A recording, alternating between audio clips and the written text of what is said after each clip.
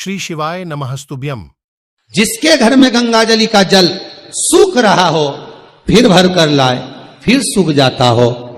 हमने पूरी झाला लगाकर पैक कर कर गंगा जली रखी थी, जल सूख गया तो उसका कारण क्या होता है, उसके लिए वर्णन किया गया। शिव महापुराण की कथा कहती है, लिंग पुराण कहती है, जब झारी जी में से गंगा का जल सूखा निकल जाए, आपने झारी जी खोली, गंगा का जल निकालना चाहा, पर गंगा का जल सूख गया, आपने बजा कर देखा इसमें पानी नहीं है, इसमें जल नहीं है, उसका क्या कारण होता है?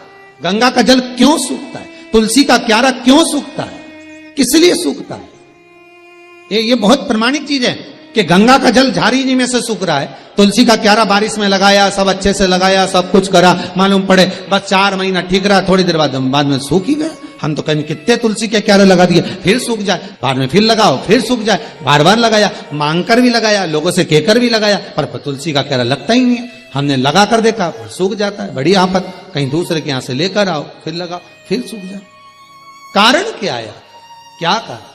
गंगा जली का जल सूख रहा है, उसका कारण एक होता है कि परिवार में, घर में या तो किसी की नजर लग जाती है, हाय लग जाती है, या कोई व्यक्ति किसी ना किसी रूप में उस परिवार में क्लेश या कहीं ना कहीं किसी ना किसी रूप में कोई बीमारी पकड़ने वाली है, तो गंगा की झारी अपने आप सूख जाती है। ध्यान दीजिए, संपदा कम होने वाली है, कहीं घाटा लगने वाला है, कहीं तकलीफ होने वाली है, तो गंगा की झारी का जल अपने आप सूख जाएगा। समझ जाओ, मार्गदर्शन करते हैं। हमारे घर में जितनी प्रतिमाएं रखी रहती, चाहे लड्डू गोपाल की हो, जगदम्बा की हो, शंकर जी की हो, हनुमान जी की हो, पितरों की हो, किसी भी देवता की मूर्ति, गणेश जी हो, लक्ष्मी जी हो, जिस देवता की मूर्ति आपके घर में रखी होगी, अगर कोई घात लगने वाली होगी, कोई कष्ट आने वाला होगा, तो भगवान के चेहरे की रौनक रंगत चली जाती, भगवान का चेहरा भी उतर जाता। सबसे पहले 4 दिन, 8 दिन, 6 दिन पहले वो भगवान का चेहरा उतर जाएगा कि ये घाट आने वाली, ये कष्ट। तो कभी कभी पूजन करते करते आपके मन में भाव आता है, आज भगवान ना जाने कैसे लग रहा है, भगवान को मैंने ड्रेस भी पहनाई, सब कुछ करा, श्रृंगार भी करा, पर भगवान के चेहरे पर प्रसन्नता नहीं दिख रही, भगवान के चेहरे पर रौनकता नहीं दिख रही। कारण क्या?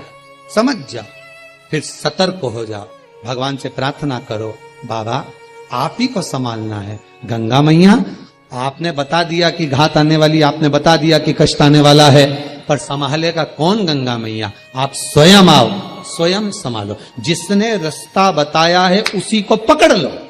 गंगा की झारी में से गंगा जल चले गया, उसने मार्ग बता दिया, तो उसी गंगा की झारी को, उसी गंगा की झारी में वापिस ढक्कन को खोलकर, तुम्हें मालूम है इसमें जल नहीं है, तो अपने शुद्ध जल को लाकर, जो जल आपके पास में हो, भले हापसी का हो, हेडपंप का हो, कुएं का हो, बावड़ी का हो, जो जल शुद्ध है उस जल को लाकर उस गंगा जी में भर दीजिए और भरकर निवेदन कर दो, मां अब आपको संभाल लेना है। वापिस ढक्कन लगा दीजिए, वो गंगा अपने आप प्रकट होकर संभाल ले।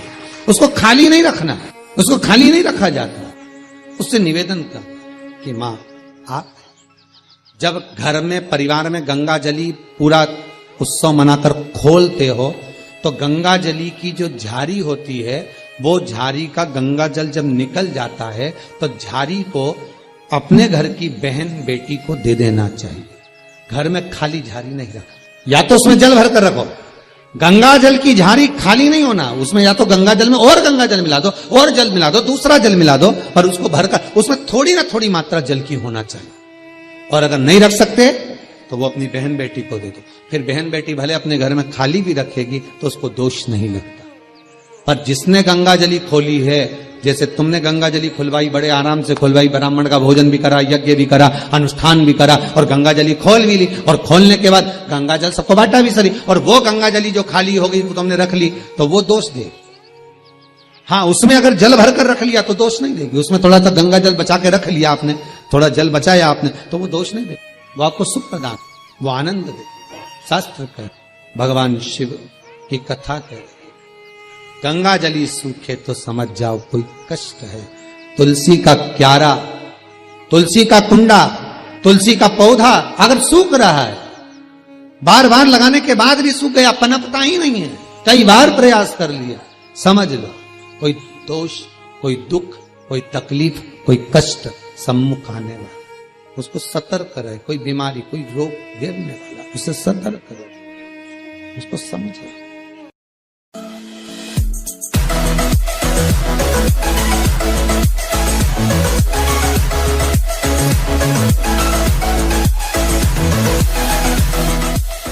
श्री शिवाय नमस्तुभ्यम। उपाय अच्छा लगा तो वीडियो को लाइक करें और चैनल पर नए हो तो चैनल को सब्सक्राइब करें। जय महाकाल।